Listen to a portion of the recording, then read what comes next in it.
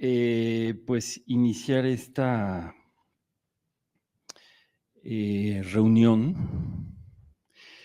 Cambiamos un poco el escenario porque esto es una actividad que desborda un poco el marco, incluso del coloquio. Por supuesto que está insertada en el programa del coloquio, pero no es exactamente una actividad de 17 instituto, o en todo caso ocupa un espacio transicional. Me llama la atención que acabo de leer un correo de una de las ponentes que viene en 3 días, viene de Ecuador, y me dice, me acaban de cancelar mi vuelo.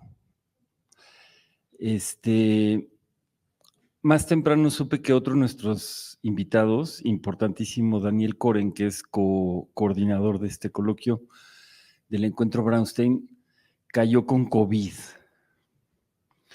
Y la presentación de Vladimir Zafatle va a tener lugar en formato editorial porque hubo un cambio en horarios y Vladimir Zafatle me dijo, durante el horario de la presentación del libro, me tengo que subir un avión. Y entonces quería ver si se podía cambiar el horario y pues no se puede cambiar el horario. Pero les digo esto porque nuestra época es un poco así ahora, ¿no? Es todo así como de que no sabes muy bien qué va a pasar, bastante más que antes. Y eso tiene una relación esencial con lo que les quiero plantear a continuación. Me da muchísimo gusto recibir a quienes son, en sentido estricto, pues mis invitados en este karaoke que vamos a cantar a 3, ellos no lo saben, por eso aceptaron. Son Armando Navarro y Louis-Pierre Lacouture, amigos ambos. Armando además es un egresado de este instituto, podrá hablar un poquito más acerca de eso, y Louis es un amigo nuevo, no tan nuevo, pero un amigo con quien establecimos un diálogo como muy rápidamente. Los invité en calidad de copartícipes de impulso, en realidad como a menudo hago. Y verán la relación que quiero proponer entre su presencia aquí, la de cada uno de ustedes y lo que quiero compartirles. Los voy a presentar de una vez para que entremos después en el diálogo ya directamente. Presento primero a Armando, porque es quien va a presentar su pieza videográfica primero. Armando viene de Zacatecas. Sus intereses y motivos primordiales pueden pensarse como un nudo donde se encuentran, tensan y distensan el cine, la literatura, la música, la política, la cocina y el psicoanálisis. No sé muy bien cuál es la diferencia entre cada una de esas, pero después de estudiar la licenciatura en Letras Iberoamericanas por la Universidad del Claustro de Sor Juana, inició su psicoanálisis personal. La experiencia lo llevó de alguna forma a 17 institutos de estudios críticos, donde obtuvo la maestría en teoría crítica. Su trabajo de titulación, titulado Paralogía, es un ejercicio teórico ficticio que tiene algunas relaciones posibles entre las narrativas sectarias y los relatos estatales. Su vida profesional y creativa ha deambulado siempre entre la palabra y la imagen. Ha publicado ensayos en la revista digital Tierra Adentro, el sitio web de Noticieros Televisa, la Gaceta del Fondo de Cultura Económica y el portal de 17 Institutos de Estudios Críticos, entre otros. Escribió una extraordinaria entrada del blog de La Caravana, que por favor conozcan y tengan presente y participen en él si no están al tanto o no se sienten convocados y convocadas. Lo encuentran en el portal de 17instituto.org, ahí donde dice blog. Es una entrada muy interesante que establece una relación entre su experiencia en la realización del proyecto final como estudiante de maestría en teoría crítica y la pieza que van a conocer en breve. Armando también ha realizado los cortometrajes ensayísticos, también ensayísticos, Unus Testis, del 2012, y Los Animales Lógicos, del 2013. En 2019 ingresó a trabajar en el área digital de N+, antes Noticieros Televisa, donde funge como guionista, realizador y editor de video. En el marco de lo anterior, crea y lanza el proyecto Archivo Televisa News, que se dedica a difundir el acervo audiovisual de la empresa en redes digitales. Noten, un trabajo sobre el archivo. Como parte de este proyecto, realizó los ensayos fílmicos Fuego, El incendio de la Cineteca Nacional y Arge, ambos seleccionados, simultáneamente seleccionados ambos, en el shortlist de la Semana de la Crítica del Festival de Cannes. En 2023, Arge fue elegido para competir en el mismo certamen. Tuvieron los jueces que elegir entre dos piezas de Armando para ver cuál de las dos elegían, lo cual es muy interesante. Y bueno, me alegro mucho de haberle pedido que ampliara su semblanza. Le dije a él, pero se los digo a ustedes, no sean demasiado, según ustedes, humildes en la presentación de lo que hacen, porque es muy importante que la gente entienda lo que hacen, por muchos motivos. Entonces, no escatimen en autodescripciones, aunque sea un poco incómodo a veces. Luis, en cambio, quien, bueno, trabaja desde su natal Francia, aunque felizmente va y viene, porque tiene una esposa mexicana. Entonces tenemos el placer de tenerlo aquí de vez en cuando, con regularidad. Luis es un artista multidisciplinario cuya práctica incluye la realización de películas, el sonido y la música. En 2018, tras varios conciertos bajo el seudónimo de Enzym, ENZYM, entre ellos en la iglesia Santa Eustaquia de París, el Real Teatro Santa Cecilia de Palermo y la Nuit Blanche del 2013. Publicó su primer álbum, Arquebacteria, en el sello Stuck. También es jinete y en los últimos años se ha volcado en la locución radiofónica, el documental y el diseño sonoro. En 2021-2022 dirigió un cortometraje en México titulado Donde falta un azulejo, entra la luz, a donde tuve felizmente la posibilidad de participar, gracias a su generosa invitación, y fue ahí donde nos conocimos. La película se centra en las percepciones sonoras, oníricas y visuales de Mari Carmen Graue Huesca, a quienes varios de ustedes aquí conocen, una violonchelista que se ha quedado ciega. En 2020 a 2023, un encargo del Korea Disability Arts and Cultural Center y el apoyo del ONDA le permitieron realizar una serie de cortos sobre la discapacidad en las artes escénicas, producidos por Extrapol y el Centre National pour la Création Adaptée, siguiendo a los actores con discapacidad intelectual del Atelier Catalyse durante más de un año, y ese es el origen de la pieza que vamos a ver a su vez.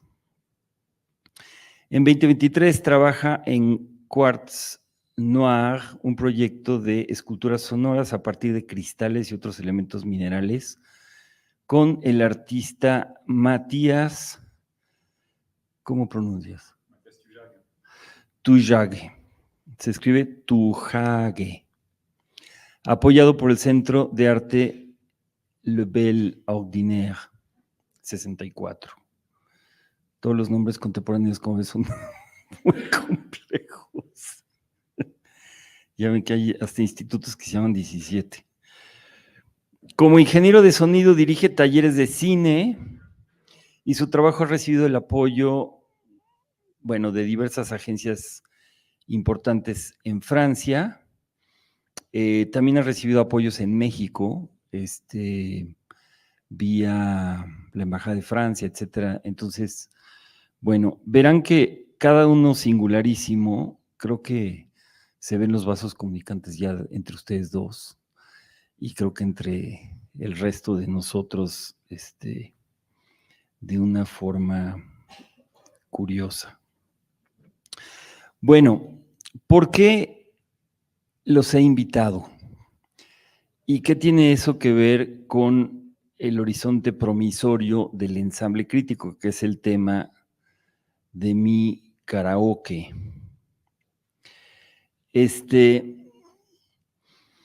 En suma, lo que quiero es invitarles a que despierten al ensamble crítico.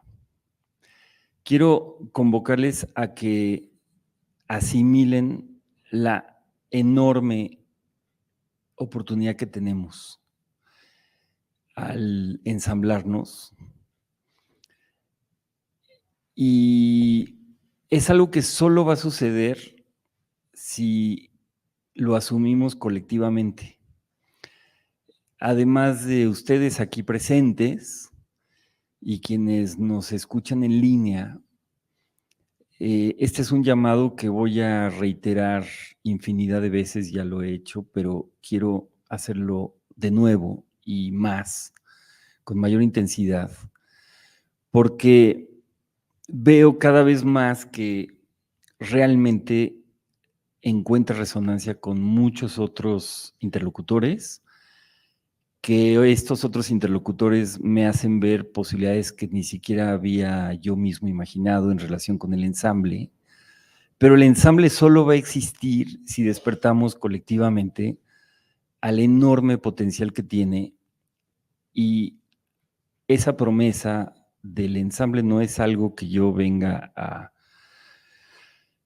describirles como si fuera yo un vendedor de aspiradoras, sino que esa esperanza la tienen que ver ustedes para tomar la acción de sumarse. Entonces, voy a decirles una serie de cosas pensando en hacerles despertar a esas posibilidades y a la importancia y a esa promesa que esa importancia entraña, y pues invité con enorme entusiasmo y, como les dije, de impulso, tanto a Armando como a Luis, porque sus proyectos y otros tantos como ellos, u otros proyectos que ellos mismos puedan quizá hacer, son proyectos que pueden ser impulsados con el ensamble y que quizá podamos generar condiciones para un trabajo más independiente, que tenga menos trabas en criterios, en prejuicios, en objeciones, que lo que enfrenta cualquier creador en medios audiovisuales y en general hoy en día, ahí donde sus fuentes de financiamiento son más convencionales, sean públicas, privadas o sociales. Entonces, la pregunta es, ¿de qué manera el ensamble puede generar una base material para permitirnos hacer más y mejor el trabajo que ya de todas maneras estamos haciendo colectivamente?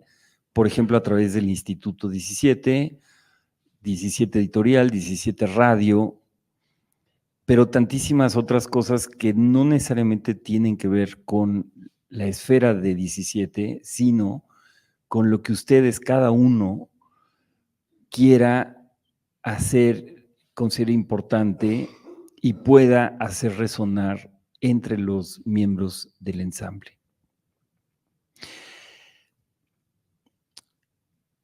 Les hablo acerca del origen del Instituto 17, que fue, pues, lo que apareció primero en esta secuencia. Cuando cumplimos 20 años, en 2021, por ahí generamos una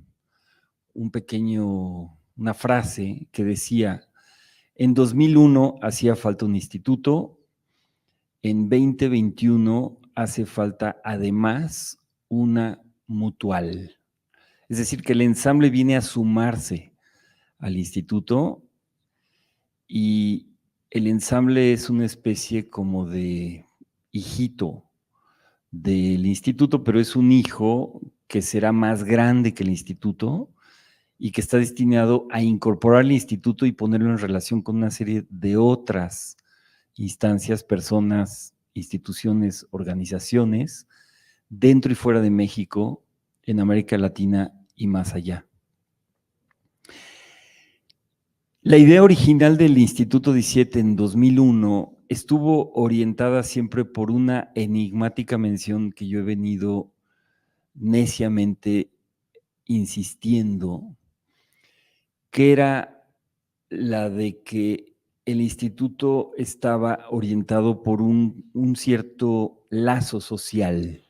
Es decir, que de lo que se ha tratado todo este tiempo, estas 2 décadas, el instituto es de un trabajo de campo, en mi caso psicoanalítico desconstructivo, que pone en movimiento un lazo social. Un lazo social que para efectos prácticos se puede entender como un lazo crítico. Es decir, la pregunta es, ¿la crítica, la criticidad puede tener una expresión bajo la forma de una socialidad? La crítica puede ser concebida como lazo social, distinto del lazo religioso, del lazo científico asociado con la universidad, por cierto. Por eso nos llamamos una post-universidad y no una universidad, del lazo estético e incluso del lazo psicoanalítico, aunque tenga relación cercana con él. Lo que para mí ha sido la pasión del proyecto ha sido desempacar a lo largo de estas ya casi 2 décadas y media las implicaciones que esa concepción tiene para todo lo que hacemos. Fue el origen del encuadre del instituto, de sus conceptos rectores, de su definición como posuniversidad, de su método, de su estrategia de comunicación. Y crecientemente a lo largo de los años pasamos de pensar en los contenidos a pensar en las formas. Y por último, después del sismo del 2017, a pensar en una estrategia económica de la que voy a hablar en un momento más. Entonces, si ustedes se sorprenden, y la verdad es que yo mismo me sorprendo de nuestra diversificación temática, ¿no? Y de la diversidad de perfiles que están aquí representados, encarnados en cada uno de ustedes, perfiles profesionales, en formación, en proveniencia geográfica, en contextos, etcétera. Todo eso, esa diversidad, esa diversificación ha sido posible porque en realidad hacemos siempre lo mismo. Es decir, que acudimos a una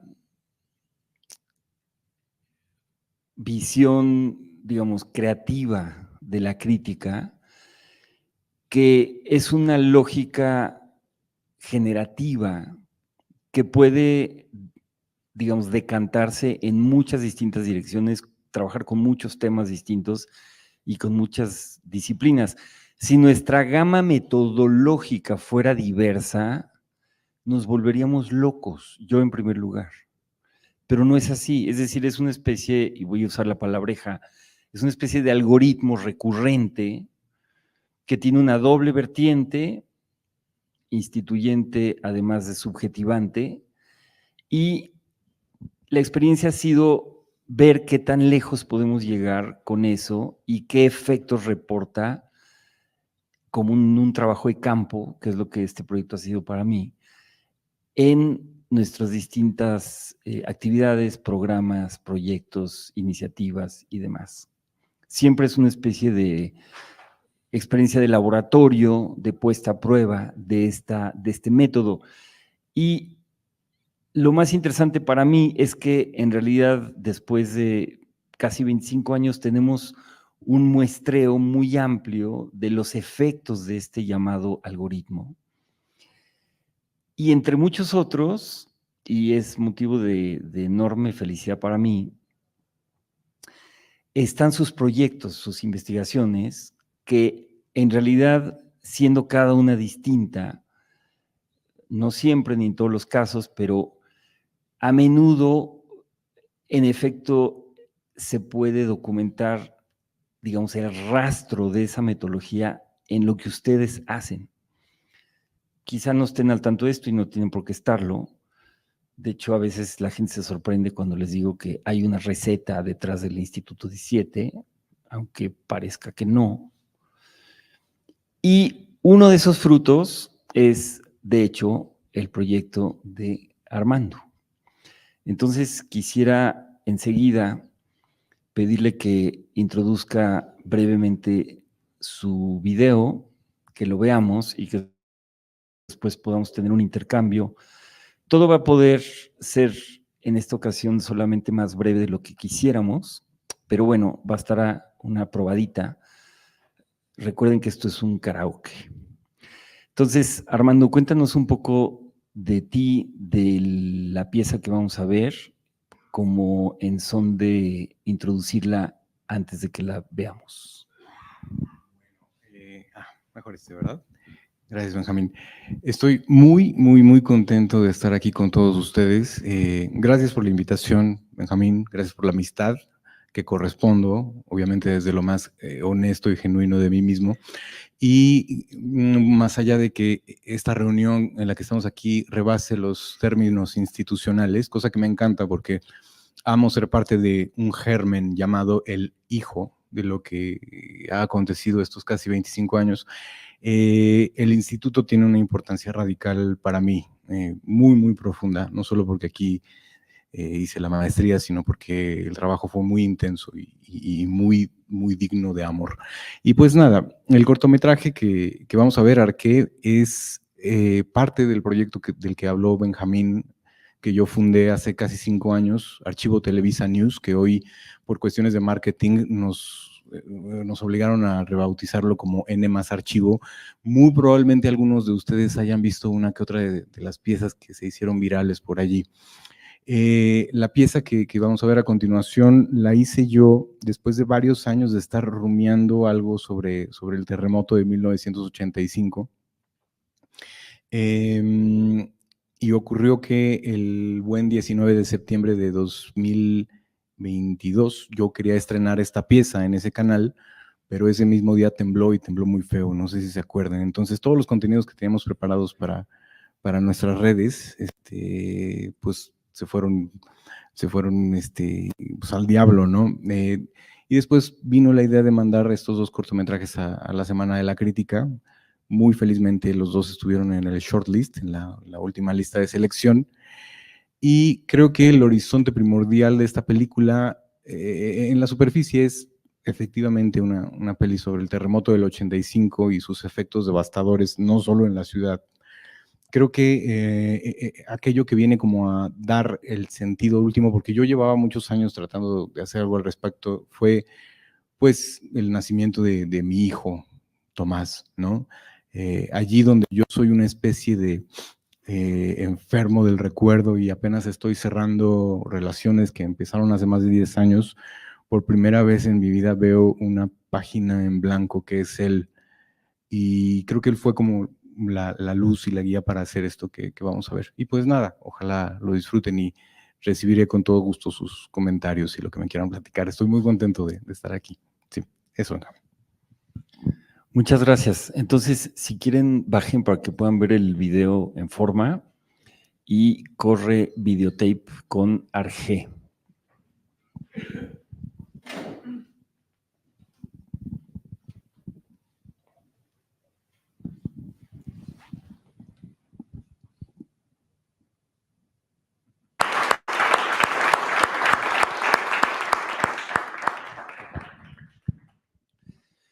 Bueno, tenemos un ratillo para comentar, para echar a andar el balón y romper un poco el hielo. Solo quería pedirte, Armando, que hablaras brevemente de la relación entre esta pieza y tu proyecto final.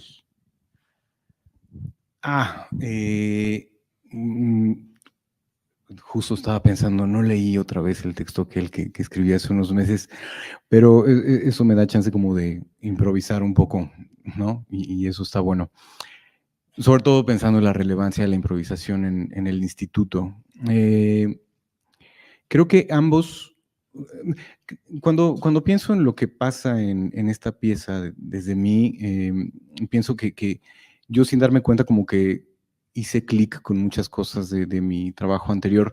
Cuando hice Paralogía, que fue el trabajo que presenté aquí como proyecto de titulación, trabajé con muchísimos archivos de una secta que muy seguramente ustedes conocerán, se llama Los Niños de Dios.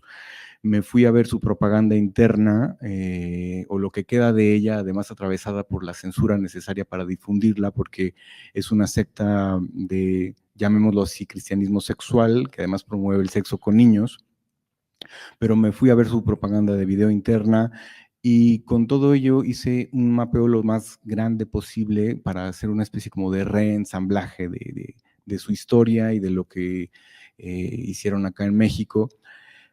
Pero sobre todo, este trabajo de titulación cuenta una historia que de hecho es la última ficción que yo me animé a escribir, que es la historia de un hombre que se llama Mauricio Cesati, cuyo hermano Luis desaparece en Zacatecas, que es de donde yo soy, donde yo vengo. Y él tiene que lidiar con los efectos de esta pérdida. Arqué es evidentemente una pieza que lidia con el archivo y con su naturaleza de agujero y de laguna, pero me gusta mucho centrarme en esto que ocurrió en mí cuando escribí el voiceover, porque es finalmente un texto sobre la ausencia y la pérdida. Es decir, este personaje ficticio que podemos llamar el archivista, pues ya no está, y lo que queda es lo que dijo, o lo que quizá dijo, y lo que se reconstruye a partir de esta voz, que es lo que sí queda, ¿no? Eso, para empezar, ¿no? Muchas gracias. No, no fue mi intención como retrotraerte al proyecto. Más bien quisiera animarles a tomar la palabra como espectadores de la pieza. Obviamente para mí es significativo el subrayado, dada la introducción que hice antes, pero no sé si alguien quiere comentar simplemente sobre la pieza. En fin, no tiene que ser en la línea de lo que yo estoy diciendo. Pueden comentar o preguntar lo que ustedes quieran a Armando. Sí. Bueno, yo básicamente cuando vi las imágenes, pues me regresé en el tiempo, ¿no?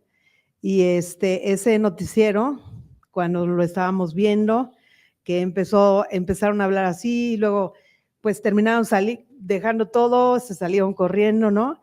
Y en mi caso, pues sí recordar que para mí pues fue un parteaguas el terremoto, porque yo estudiaba la carrera de psicología y me había resistido a entrar a terapia, pero cuando empezamos a trabajar en campo, pues era momento de empezar, ¿no?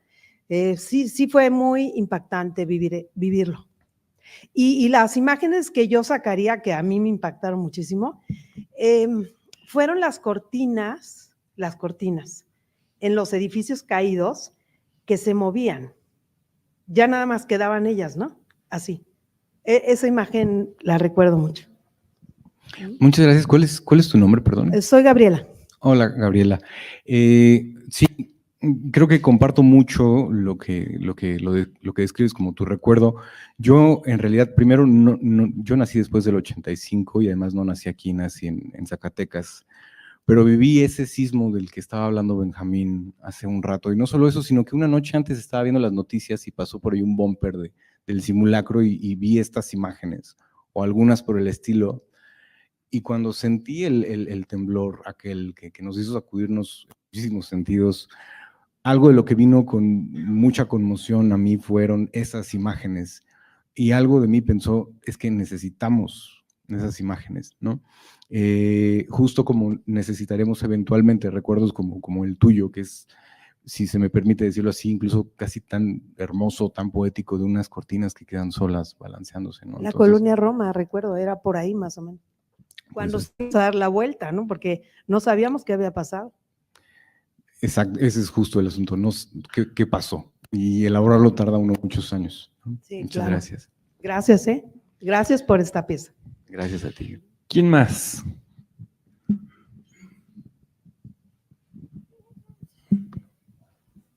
Gracias, Armando. Qué bonita pieza.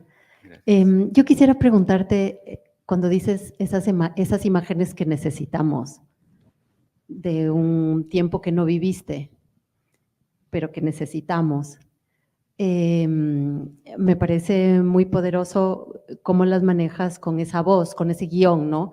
Es decir, cómo ese presente ya ni siquiera es un presente, solo no es el tiempo de las imágenes, y las inscribe en un lugar completamente distinto al de la pretensión documental, al de documentar.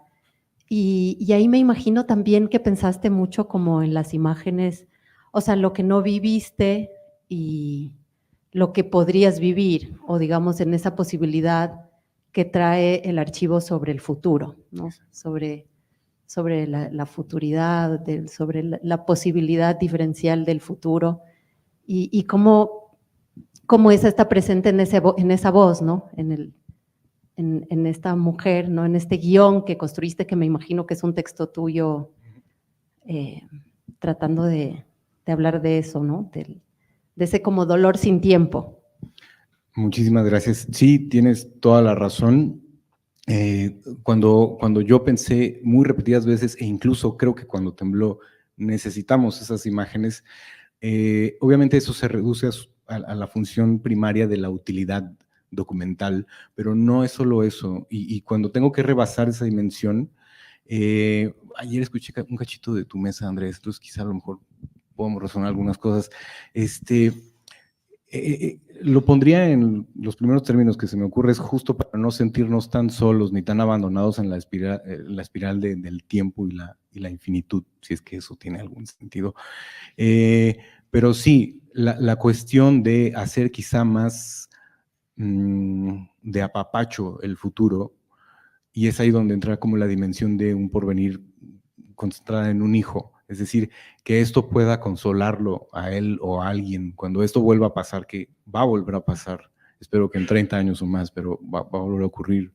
Y quizá que eso pueda fungir como una suerte de acompañamiento, eso creo que hablaría ya de un cometido mío cumplido con esto. Sí. Gracias. Por aquí, sí.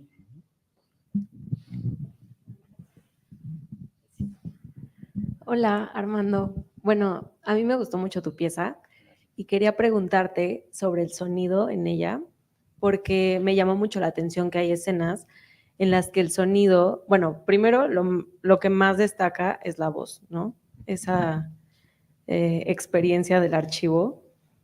Pero lo que me quedo pensando es, y te quiero preguntar eso, en las escenas, ¿cómo transmites y qué decidiste para elaborar el sonido de fondo, el sonido del terremoto y de la gente post-terremoto? Y como esa emoción, o sea, de algo que es tan ruidoso y como en tu cortometraje yo lo percibo como algo silencioso, ¿sabes? O sea, no lo siento como esto con ruido, sino justo el silencio de lo que quedó. Entonces quería preguntarte sobre el sonido. ¿Qué pensaste tú al hacerlo?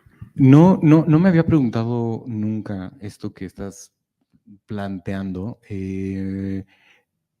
Yo creo que la elección, y de esto apenas me estoy dando cuenta del material utilizado, porque esto lo quisimos promover mucho como con imágenes nunca antes vistas. En realidad, no, fue aquello que llegó como más contundentemente a mí. Creo que justo lo que ocurre en esos episodios es que después del caos y del ruido y de los gritos de gas, gas, gas, gas, gas, cuando te empieza a caer el 20 de lo que acaba de ocurrir, viene una especie como de calma muy, no sé, silenciosa, justo, ¿no? Entonces, ese footage está lleno de nat sounds, que es un término, no sé, en otras ramas de audio, pero, y a mí no me gusta el periodismo, en términos de registro audiovisual, pero pues es una palabra con la que tengo que trabajar diario. El nat sound, el sonido nativo, es precisamente silencioso, es el sonido de los coches que están llevando al camarógrafo por ahí, es el llanto de esta mujer que está perdiendo a su hijo, es quizá la rotura de la voz del señor del restaurante Superleche. Pero sí, o sea, gracias por notarlo. Lo voy a pensar mucho. Gracias. Muchas gracias. Cuarta y última. Me temo que voy a tener que ser súper cruel esta noche. Hasta atrás. Gracias. Pues muchas felicidades, Armando, por esta pieza que me gusta muchísimo. Yo quería comentar un par de detalles o aspectos que me llamaron mucho la atención. Uno está vinculado justamente con algo que salió en la discusión de la mesa que tuvimos con Andrés. Esta Fernanda en su presentación tenía como uno de sus personajes a la cámara, ¿no? Y justamente Andrés mencionaba como esta pretensión o este problema del presente con la tecnología, como de una especie de ilusión de inmediatez al hecho o a los hechos, y esta especie de borradura que harían las cámaras, ¿no? De su propia inscripción. No sé si me estoy dando a entender. Creo intuitivamente un poco, sí. Sí, o sea, creo que se nos olvida fácilmente que las cámaras son una máquina, por ponerlo de alguna manera, de inscripción o de escritura, porque han ido refinando, digamos, esa sensación de transparencia, ¿no? Pero algo que me parece súper elocuente, súper interesante de tu trabajo es que justamente lo que vemos es la huella, digamos, de la escritura de la cámara, ¿no? O sea, estas líneas, digamos, del rollo quemado, lastimado, ¿no? Me parece muy poderoso, pues, ver esa materialidad, ¿no? De la escritura, digamos, fílmica. Y por otro lado, eso lo conectaría con lo fortuito, ¿no? Que lo vincularía igual con el ejercicio improvisatorio, ¿no? Que tú traías a colación. Pero quería preguntarte un poco cómo fue el ejercicio de ensamblaje, si es que lo hubo como tal, ¿no? En una parte del texto dices que ese material lo encontraron tal cual como se ve, ¿no?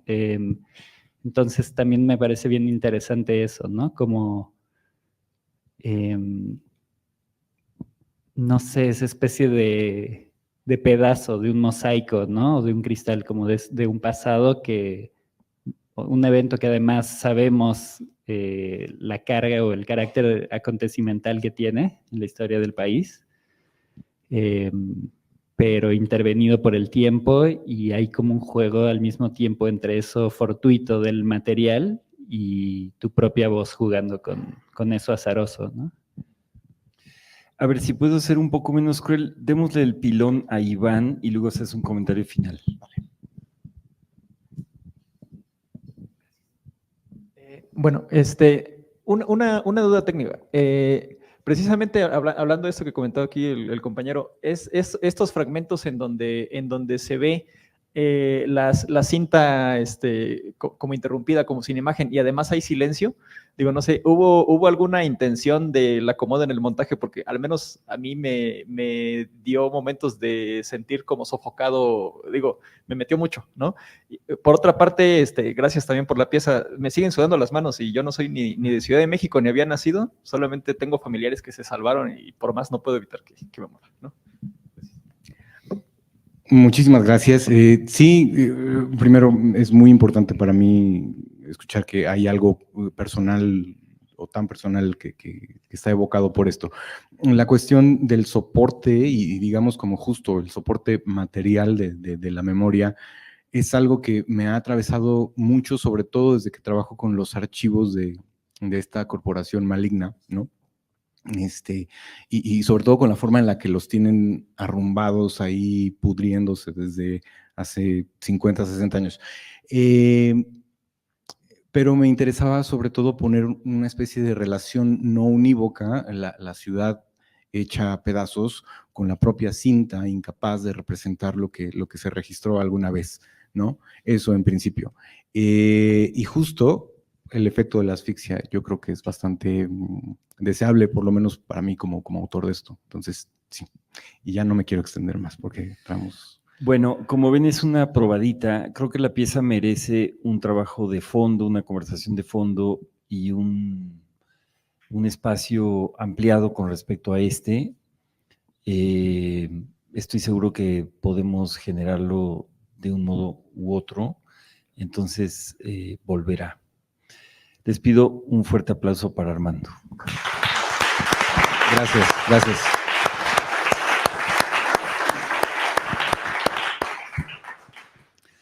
Bueno, pues cuando preparaba esto, no había yo notado que la pieza toca el sismo que tuvo lugar 32 años antes del sismo del 2017, que conmovió a Armando, y en el que nosotros como instituto por primera vez hicimos un trabajo colectivo como nunca antes habíamos hecho.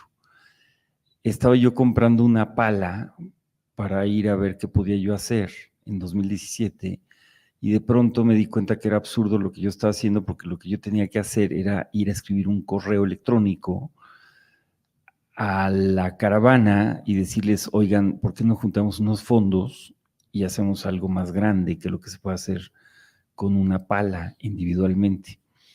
Cosa que hice, y juntamos 350,000 pesos, que no estuvo la verdad nada mal en ese momento. Y con Conrado Tostado, que fue muy importante en esa historia, quien era en ese momento el coordinador de difusión cultural en la ENA y que pues tenía también la inquietud de hacer algo en respuesta al sismo, colaboramos interinstitucionalmente y terminamos involucrándonos con un poblado en Morelos, donde pues hacía falta más que lo que hacía falta en ese momento ya en la ciudad, porque la ciudad estaba bastante cubierta en términos de respuesta al sismo en 2017. Pasaban cosas muy curiosas ahí. Los citadinos enviaban comida para perros y para gatos y los pobladores no entendían por qué sus animales tenían que comer latería y croquetas, cuando pues es gente de campo que no tiene nada que ver con eso. Les mandaban pañales y la gran preocupación de los pobladores era qué iban a hacer con los santos, porque la iglesia se había malogrado y pues se entiende que guardar santos, ¿dónde se guardan los santos? En casa del tío Roberto, o sea, como que está medio raro, ¿no?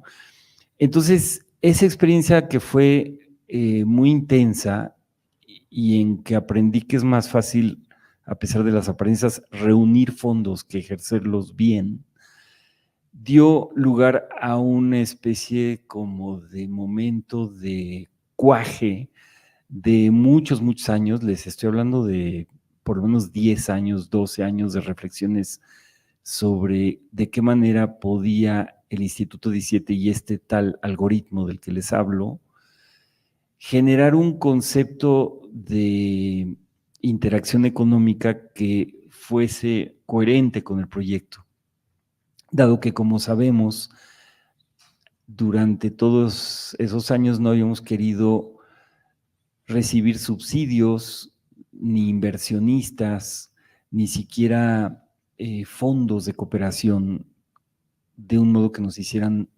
dependientes, porque queríamos poder moldear lo que aquí sucede de un modo completamente idiomático, sin que nos dijeran, no, es que a ver, ese criterio no, pues no puede ser, no puedes mezclar temas en un panel porque quién sabe qué va a pasar, alguien se va a morir, o en fin.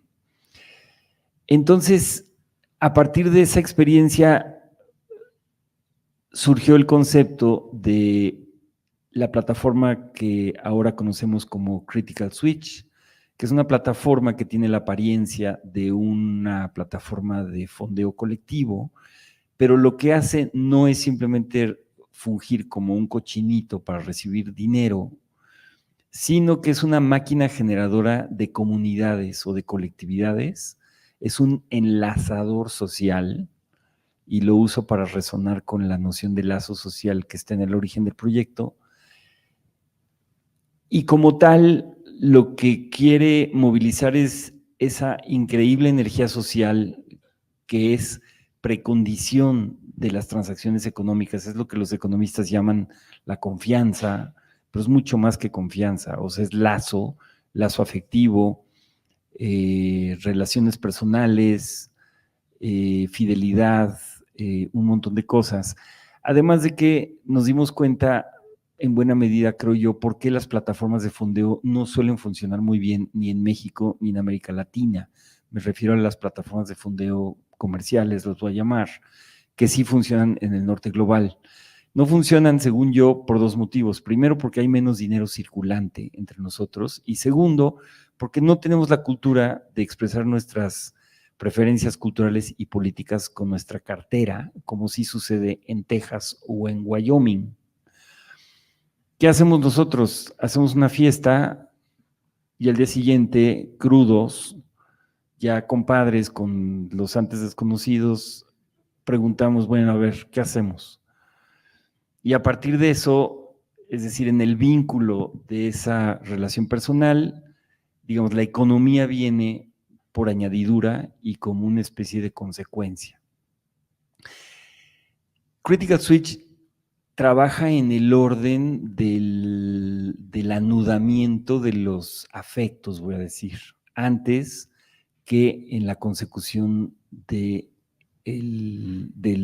digamos, del capital monetario, y por eso la plataforma permite también la expresión en especie del capital. Permite que alguien diga, yo tengo un espacio, yo tengo un lote de papel, yo tengo un primo que sabe hacer no sé qué.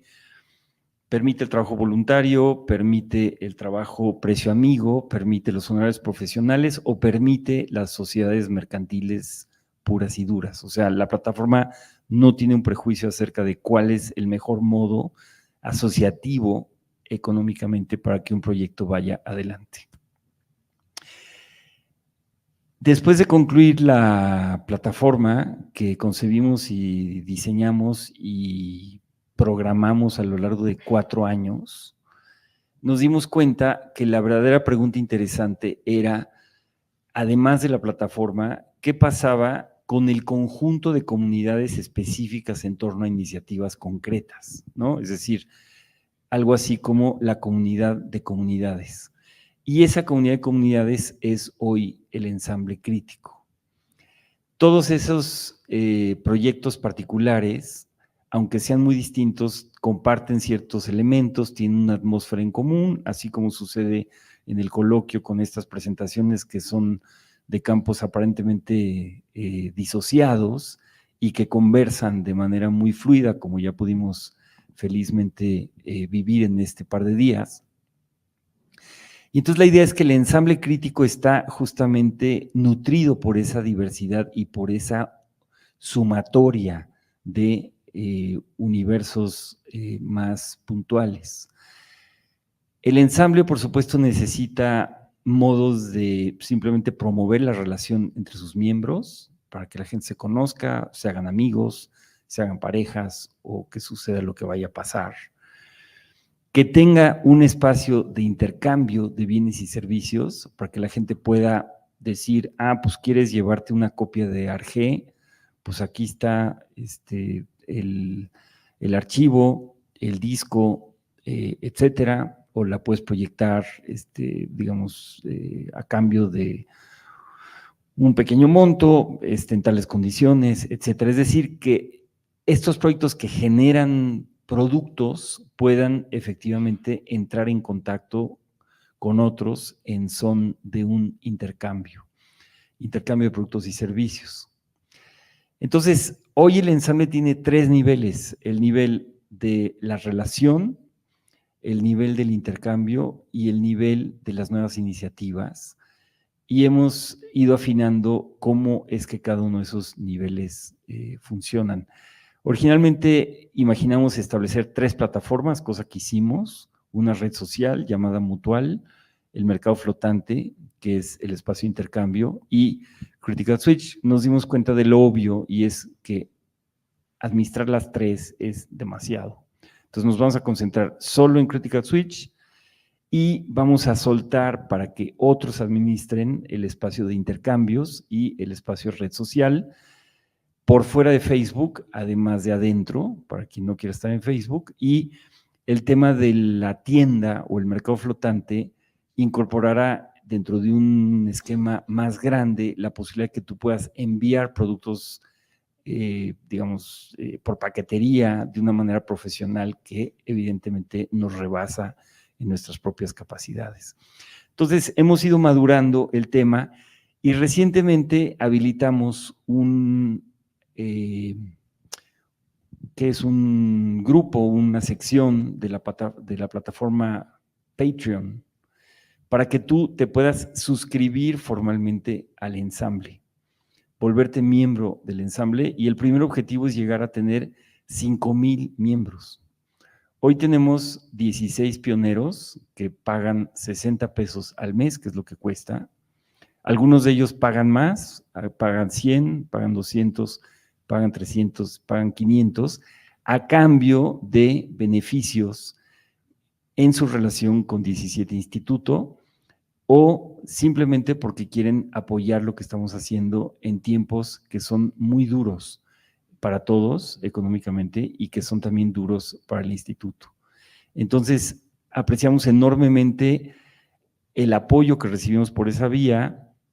Nos parece un horizonte absolutamente ideal contar con una fuente de apoyo, de soporte, de financiamiento que sea independiente para poder salir avante de los criterios y los prejuicios de los distintos sectores, como antes dije, pero la suscripción al ensamble cuesta solamente 60 pesos.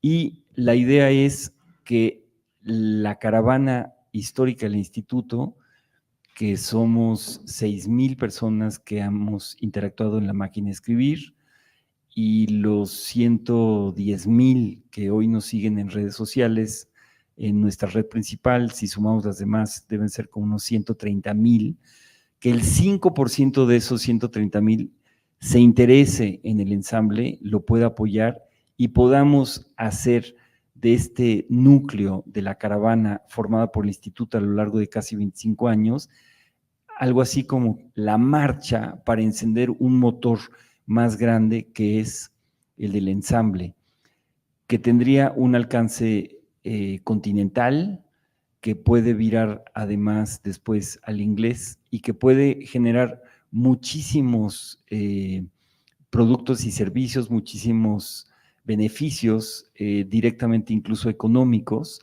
ahí donde hemos detectado que podemos ir con proveedores de comida, de servicios, de cortes de pelo artísticos y de una cantidad de cosas, y decirles, oye, ¿qué te parece si eres aliado de el ensamble a cambio de que nos des un 10% de descuento? Yo, que compro mis verduras los domingos en un mercado orgánico, les dije, ¿por qué no se suman a este esquema? Y me dijeron, sí, claro.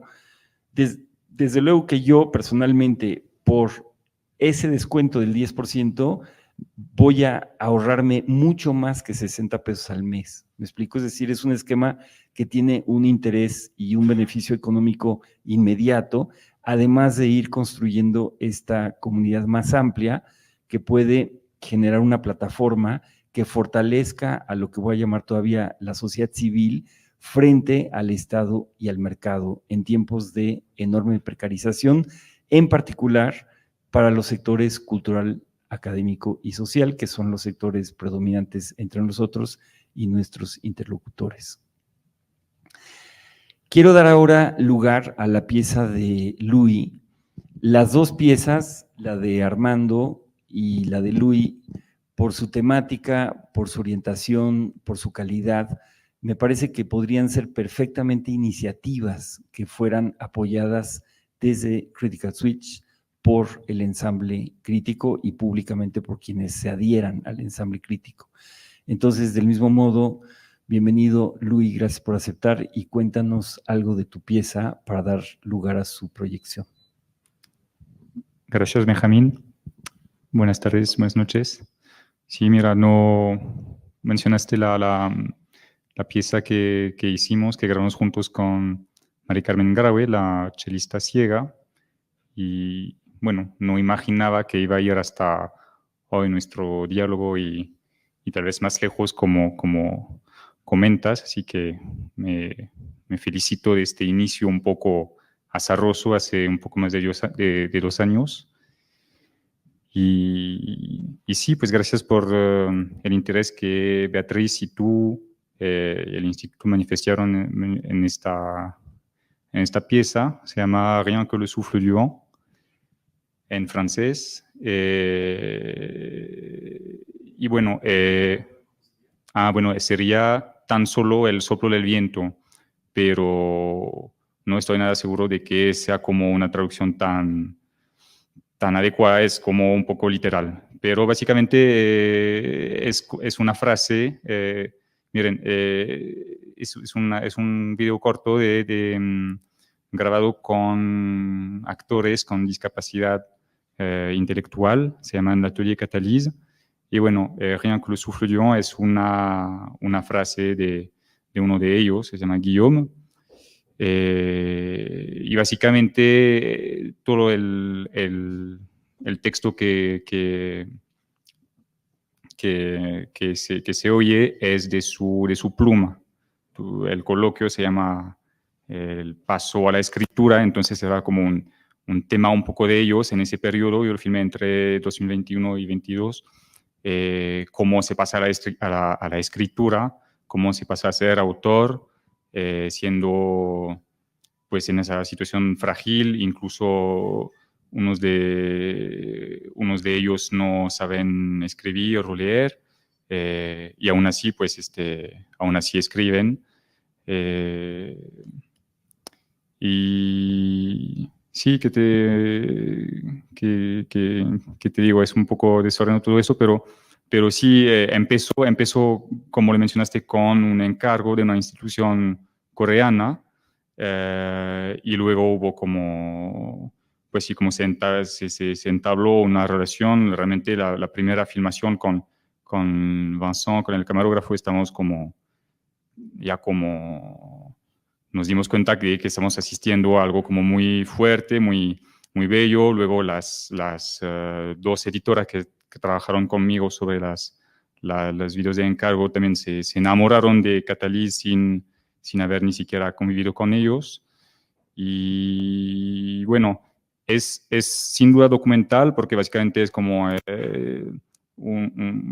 da testimonio del proceso de trabajo de una tropa de actores como profesionales, pero no es no rinde justicia a las obras que están ensayando. Yo más bien traté de, tejer, ¿no?, una especie de cadáver exquisito, por así decir,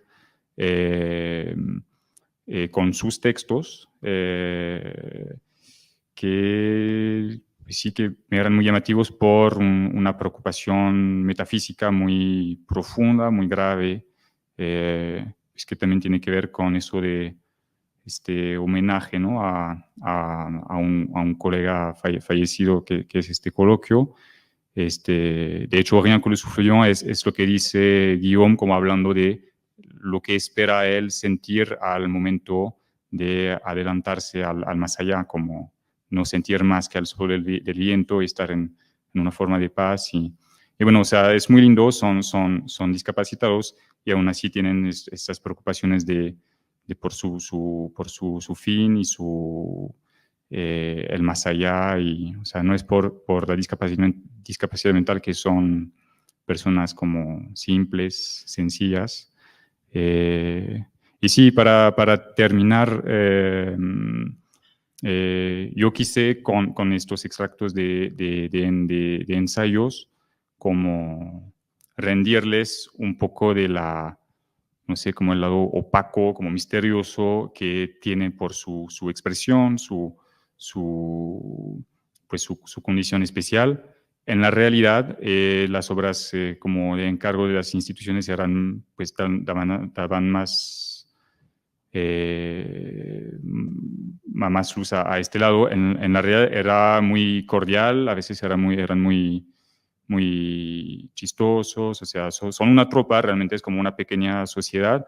Y bueno, lo que trate de hacer se aleja, ¿no? Como no es un testimonio de todo lo que es la vida de ellos, sino es un uso pues de su verbo como un material poético, cinematográfico, pero no, digamos que no es un documental que lo presenta todo, ¿no? Como presenta todo Catalyse. Hay una institución atrás de ellos que se llama Centre National pour la Création Adaptée.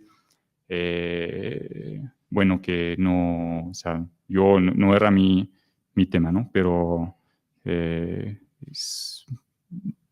si con eso en mente lo pueden disfrutar, pues estaré feliz de contestar las preguntas después.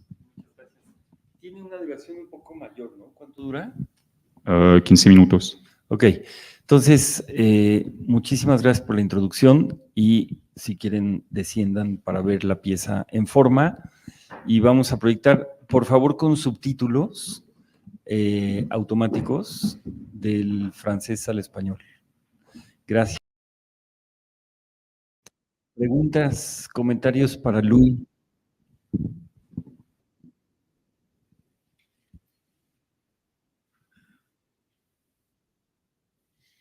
Sí.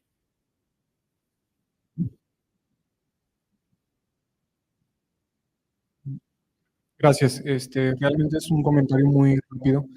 Alguna vez le hicieron la pregunta, seguramente lo conocerán, a Guillermo del Toro, sobre qué opinaba sobre la actuación de personas con alguna discapacidad. Y lo que dijo en esa ocasión, en la entrevista, fue que era que si la persona con discapacidad actuaba como persona con discapacidad o si su papel giraba en torno a esa condición, era lo más torpe y aburrido que se podía hacer. Y creo que esto nos presenta un escenario de la posibilidad de justamente esa postura. Y también creo que es algo conmovedor porque la muerte es una cosa común a todos. Y gracias, era todo. Sí, gracias a ti. Sí, mira, como tú dices, tener el papel, darles el papel de personas con discapacidad sería una lástima, ¿no? Al contrario, yo lo que vi, como decía bueno, el pequeño texto introductivo, era el trabajo alrededor de una obra inspirada de los viajes de Gulliver. Pero realmente la mayor parte de los textos eran más bien de su pluma y no había tantos personajes. Había un Gulliver, que es la niña, se llama Manon, es la de lentes como más joven. Ella sí como corre un poco a lo largo de la pieza como Gulliver, pero los demás no tienen como psicología, no tienen como, incluso son como como tableau, ¿no? Como decimos nosotros, cuatro actos un poco independientes y no, no hay una narración, no hay como, hay texto, hay presencia, hay voz. Yo realmente me acerqué en general a video, a teatro con este punto de vista del sonido. Yo fui músico, soy músico desde siempre, desde antes que otra cosa. Y pues sí, con esa materialidad de su voz, incluso el señor ya grande, Jean-Claude, pues incluso cuando se traba, o sea, es bello, o sea, a veces te pones como tu inquieto para él, pero creo que es parte del encanto. Y la verdad, no sé si él tiene siempre conciencia de eso, a veces hace maravillas en la escena cuando en la vida real es como muy difícil pues tener una conversación normal, pero bueno, sí hay como un lado, no sé decirle mejor, pero como opaco, como denso de ellos, y sí los escenógrafos, bueno, los, ¿cómo dices? Los directores, los coreógrafos, es que trabajan con danza también, tienen que trabajar con eso de cómo son ellos, qué son sus posibles, qué es su intensidad y cuáles son sus debilidades pues, para hacer algo, ¿no? Gracias. ¿Alguien más? Pregunta breve, gracias Luis, potente. ¿Qué es el Centro Nacional de la Creación Adaptada? Quisiera saber. ¿Y cómo llegaste a este grupo? Veo que fueron varios años. Saber si sigues trabajando con ellos y saber qué dijeron cuando vieron esta película. Sí, mira, yo me acerqué a ellos, como comentaba, a través de un encargo por una productora francesa que se llama Extrapol y los famosos coreanos de Korea Disability Arts and Culture Center.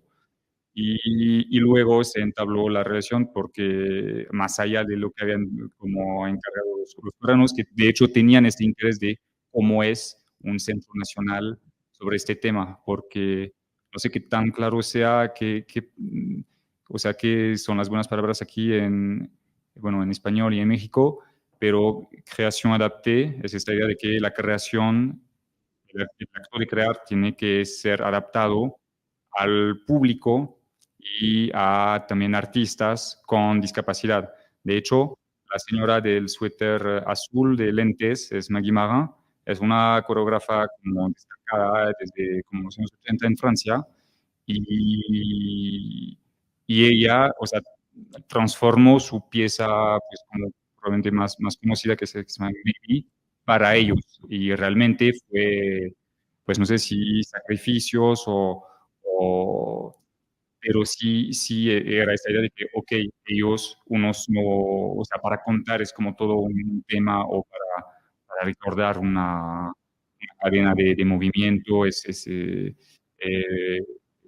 es posible, pero de forma diferente para cada uno. Entonces es esta idea de que los creadores se adaptan, el público también, pues, o sea, todos los públicos están como bienvenidos, es esta idea de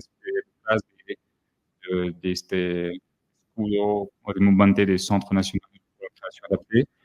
Pero si quieres saber, antes del CNCA había ya una compañía de teatro, que era de ellos, y de Madeleine Noir, se llama la directora como histórica, que vemos aquí también.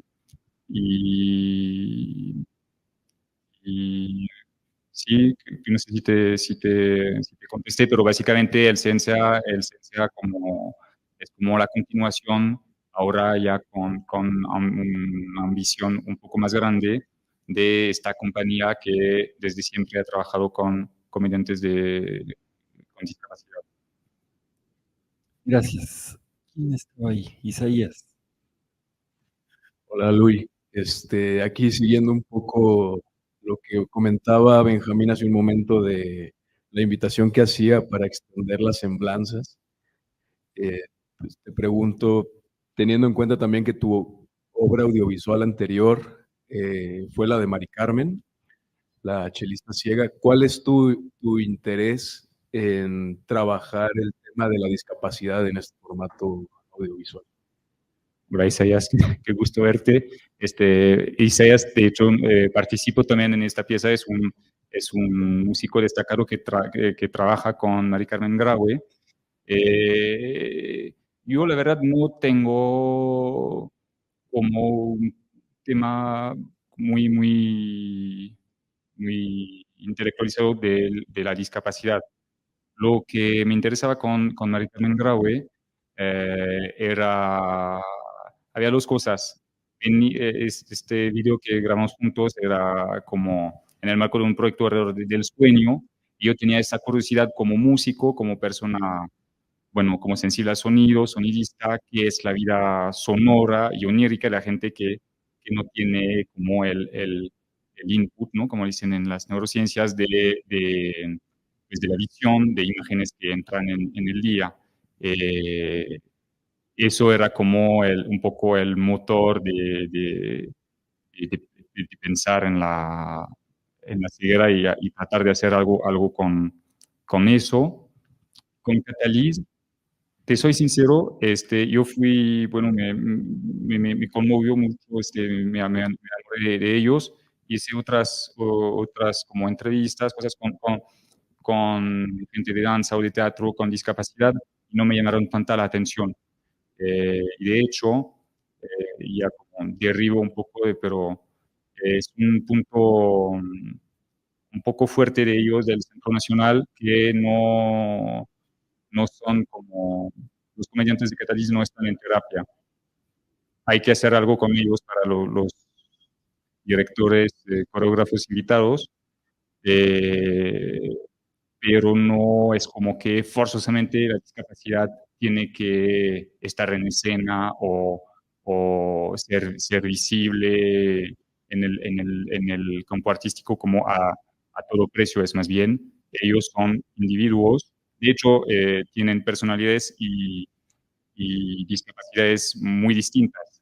El Centro Nacional no, de hecho, hace como una barrera, y seguramente es saludable, con pues, si los tratamientos y las terapias eh, que tienen cada uno, pero sí, las discapacidades como son varias cosas. En el caso de Mari Carmen era distinto a lo que vi con ellos, y te soy sincero, no se habla muy abiertamente con los educadores, ¿dice eso?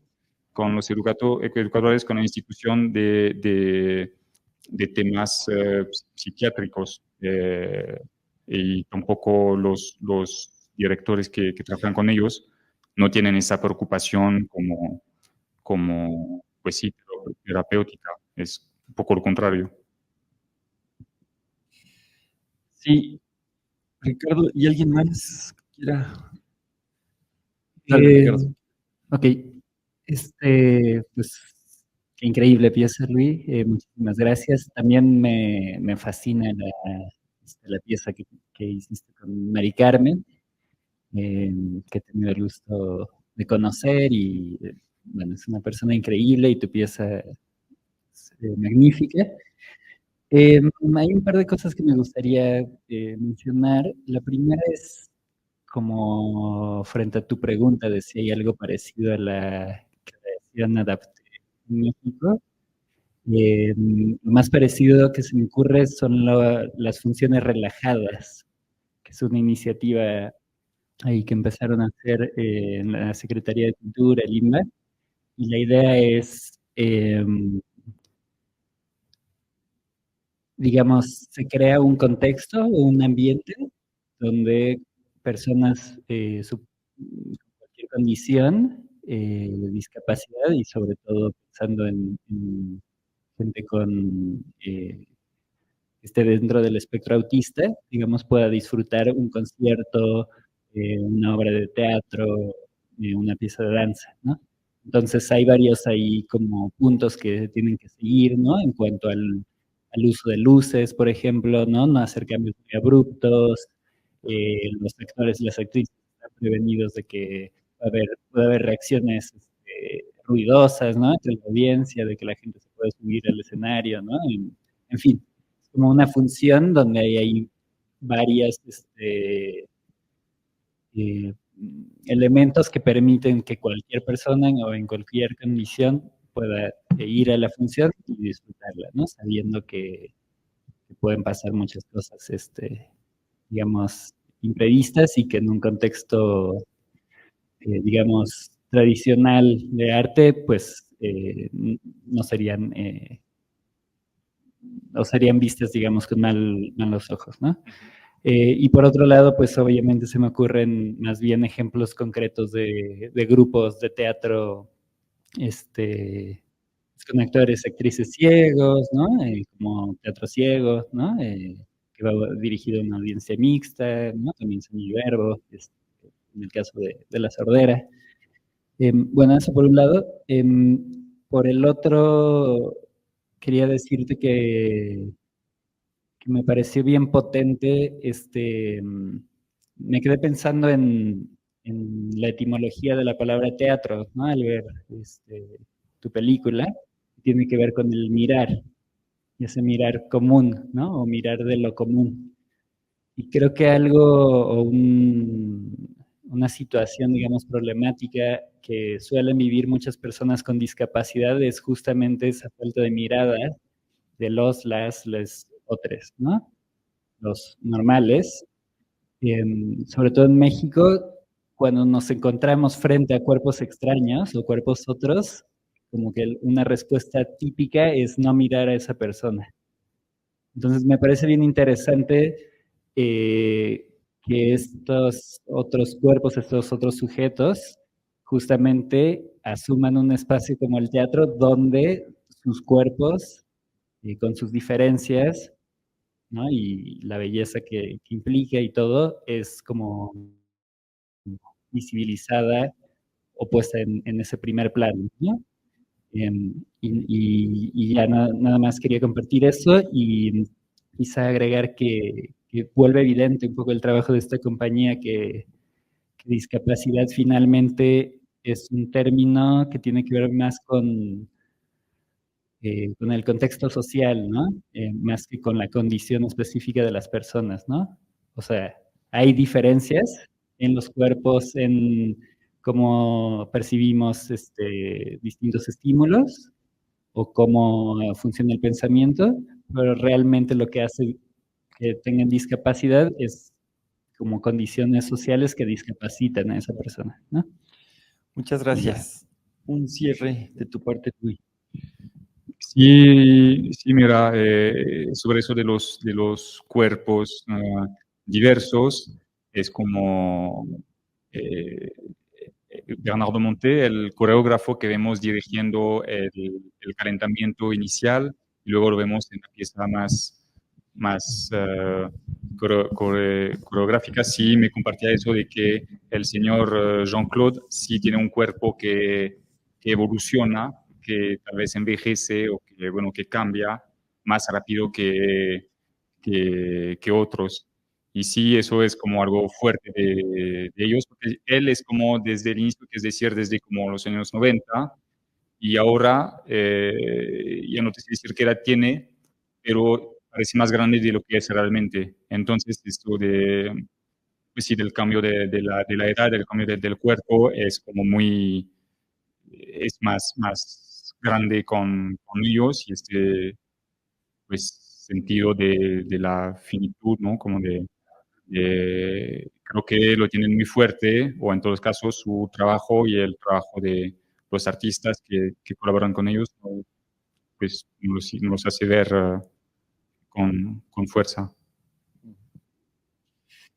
Pues les pido un fuerte aplauso para Luis.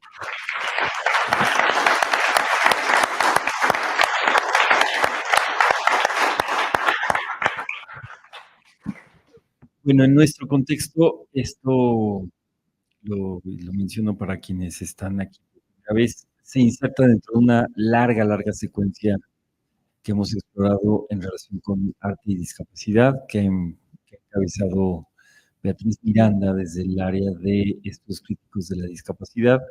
Organizamos el primer coloquio sobre el tema en 2013, un segundo coloquio importante en 2018, Y en el origen de este instituto, de ese algoritmo que yo mencioné al inicio, está la figura del fotógrafo ciego, que fue de hecho el motivo por el cual Luis estuvo en contacto originalmente. Bueno, pues quiero agradecerles muy sinceramente a los dos y me enfilo a un cierre de mi planteamiento y procuraré dejar al menos un ratito para poder conversar un poquito más con ustedes.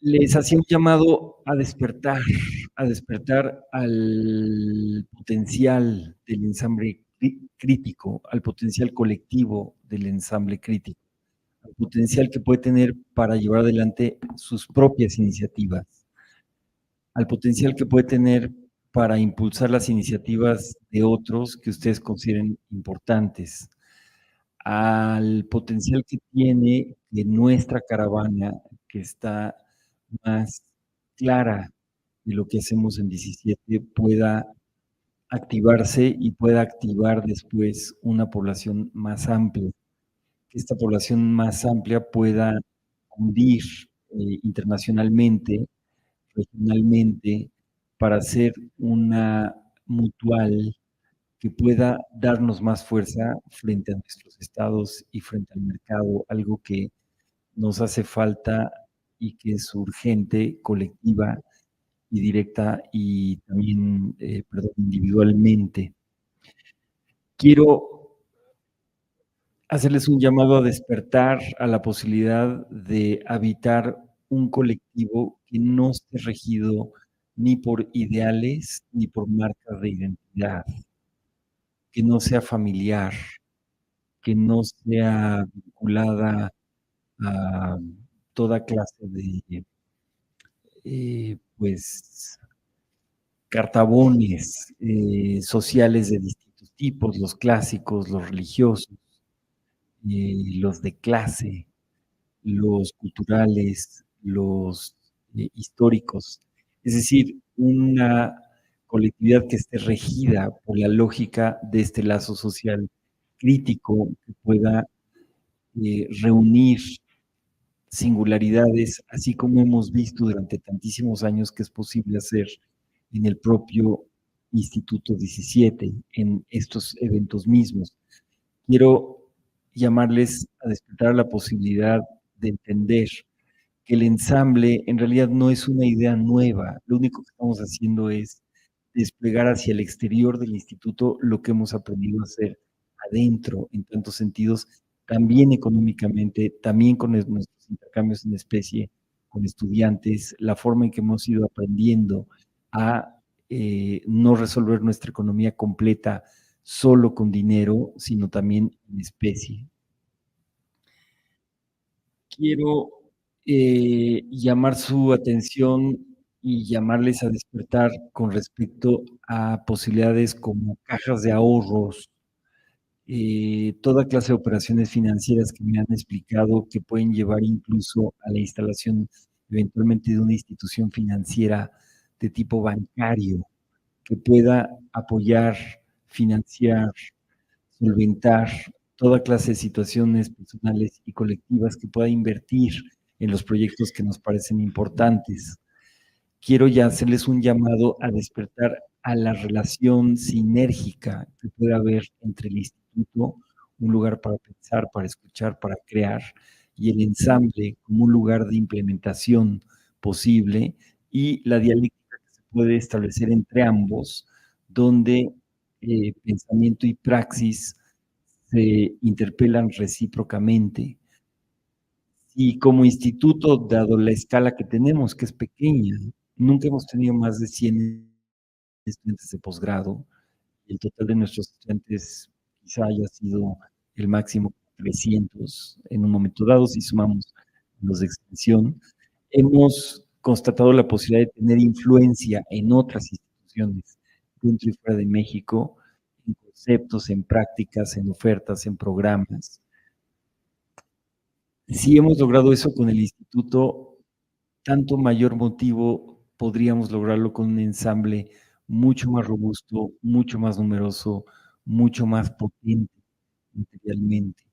Entonces, incluso pienso, y no me parece ahora ninguna locura, después de conocer el trabajo de Bernard Harcourt, que he publicado, es este libro sobre cooperismo, que he publicado en el grupo de Facebook 17, perdón, amigos de 17 institutos teos críticos, y también en el chat oficial del posgrado. Él está urgiendo a la posibilidad de instalar mutuales y cooperativas que puedan, digamos, escapar del atorón tremendo de nuestros gobiernos, de la relación entre gobiernos y empresas. Digamos que ante la emergencia ambiental dan amplias muestras de no poder despegarse los unos de los otros, porque sus intereses son todos de corto plazo. Está haciendo un llamado que me parece enormemente elocuente para enfrentar los abismos de la era de la manera más concreta, organizándonos. Nada impide que nos organicemos en grupos pequeños, medianos y grandes y enormes. Desde la sociedad civil tenemos los medios legales, tenemos los conceptos, tenemos la posibilidad, nada lo impide. No hay que esperar un futuro utópico, no hay que tomar el poder, ni siquiera hay que hacer una revolución. Es algo que está a la mano. El argumento que hace es muy elocuente, les invito a consultarlo. Entonces, quiero llamarles a despertar, a participar, a apoyar el proyecto por 60 pesos al mes o por más, si pueden, si creen en él, si resuenan con él. Quiero, pues, hacerles un llamado, en definitiva, a entender cuáles son las promesas que entraña el ensamble crítico. Y quiero cerrar con un pequeño pasaje de los que para mí refiere a los posibles términos que podría tener esta promesa, que no tiene por qué escucharse como una promesa maximalista. No estamos imaginando un muro color de rosa. De hecho, lo que estamos simplemente haciendo es cobrar conciencia de la precariedad y del peligro mucho mayor de nuestro tiempo. Por eso hablé de las cancelaciones, de los movimientos, de los imprevistos que hemos enfrentado en este mismo evento, como sucede siempre, pero ahora en estos tiempos más. La respuesta política, la respuesta práctica, la respuesta solidaria mejor que a mí se me ocurre es el ensamble en respuesta a la incertidumbre de la era. Y Joseph Scalia, que es un psicoanalista norteamericano que se ha dedicado a intervenir en situaciones de alta violencia, de altos enfrentamientos, y que entrevistamos con José Hamra al inicio de la jornada Israel-Palestina que organizamos el viernes pasado y cuyas grabaciones se encuentran en nuestro canal de YouTube y que publicaremos en breve en la plataforma editorial. Tiene un hermoso texto que también está en inglés todavía, en Amigos de 17 Institutos Teos Críticos, y que les puedo compartir ahora enseguida en el chat. Es un proyecto que se llama Duelo y Esperanza frente a un proyecto humano que fracasa. Él parte de la constatación de que nada más no la armamos, ¿no? Humanamente. Y entonces hace una reflexión que es muy elocuente sobre eso, y entre otros pasajes dice, es también la esperanza de que podamos enfrentar y tolerar la falta de horizontes de la humanidad, dolernos de ella y encontrarnos con semejantes, con quienes podamos acompañarnos en paz, con la esperanza de que podamos formar pequeños espacios de resistencia.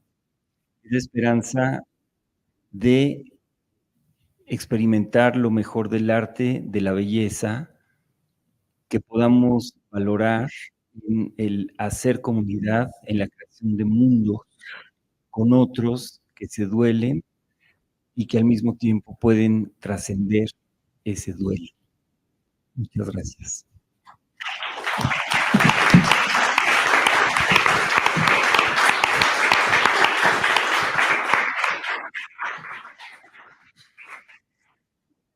Tenemos un ratillo para...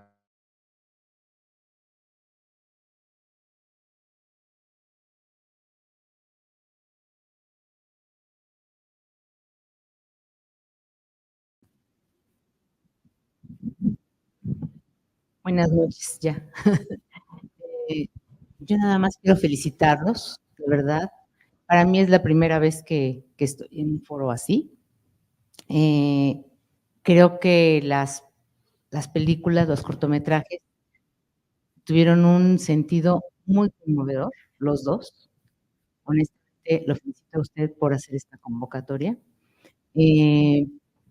Armando, te felicito. La verdad, lo que dijeron hace ratito sobre, no fue de tu tema, pero el no querer a veces mirar a la gente de frente, a mí me pasó con la película. Hubo un momento en el que tuve que sacar el Kleenex porque dije, es que esto me está jalando aquí al pecho, también lo viví, obviamente, con mi hija, la esposa de Luis, una bebé, pero ella lo recuerda cómo íbamos bajando las escaleras. O sea, me vinieron todos los recuerdos. Mi esposo trabajaba justamente con el presidente de la Madrid.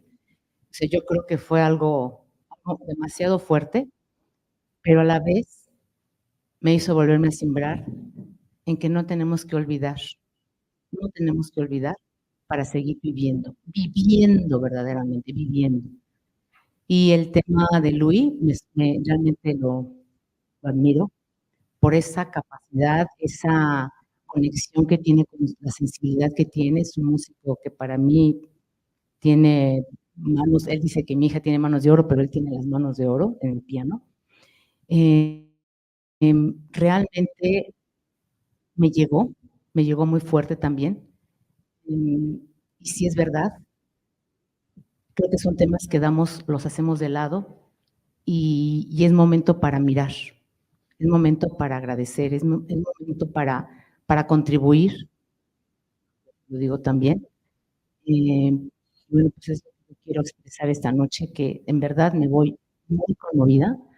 Creo que sí, el cine siempre es algo que nos puede ayudar muchísimo a todos para transmitir lo que el director, el guionista quiera realmente hacer, que le llegue ese mensaje al público. Muchas gracias. Muchas gracias. Aprovecho para presentarles a Raúl y Melita, la otra Mari Carmen de mi vida, a ti y a Isaías, en casa de quien pudimos hacer esa famosa filmación hace 2 años, así que... Nuestros anfitriones. Así fue, gracias.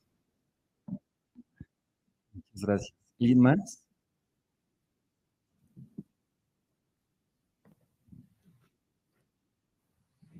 Además de las posibilidades de articularse al ensamble que has mencionado a partir de la página, ¿verdad?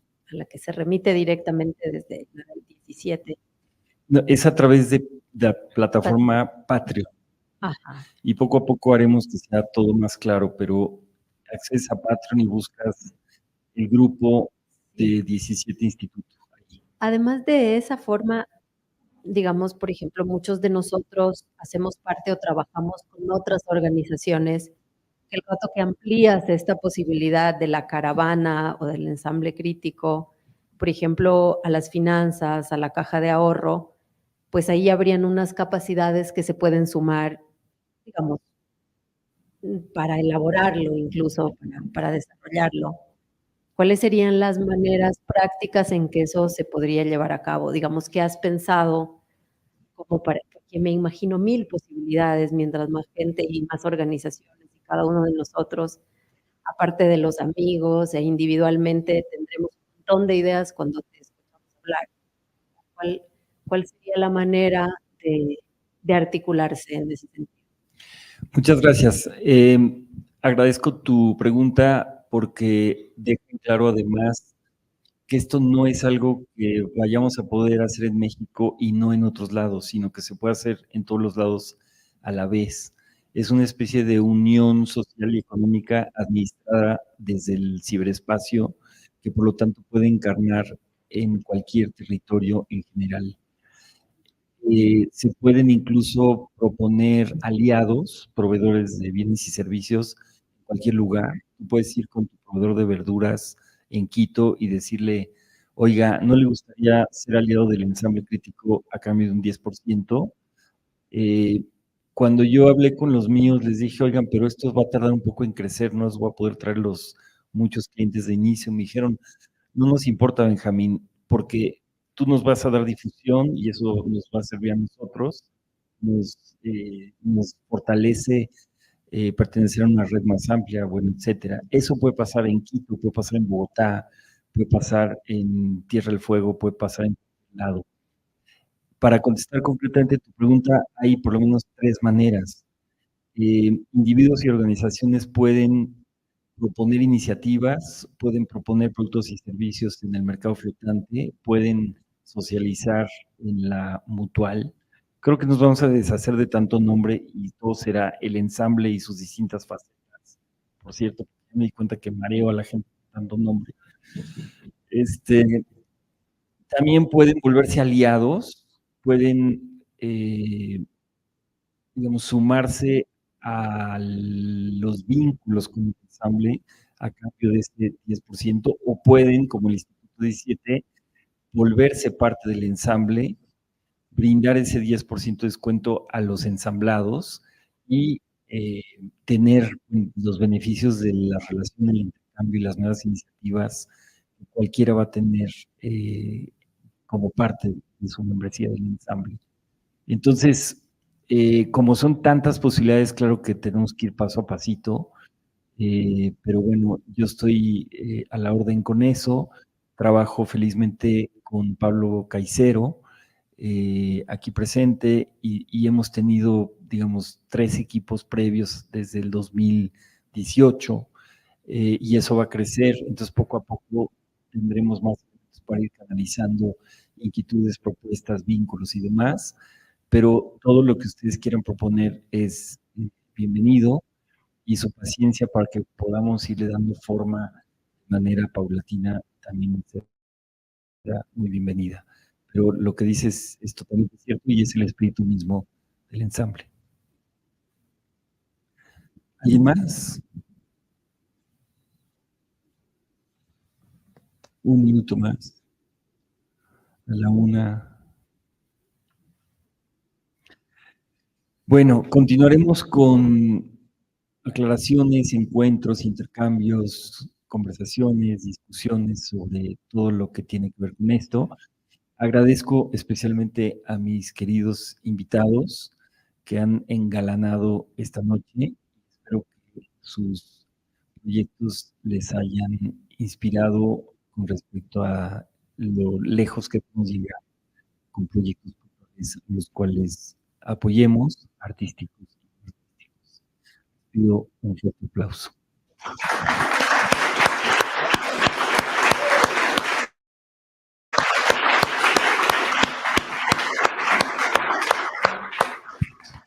Bueno, muchísimas gracias. Nos vemos mañana a las 9:30.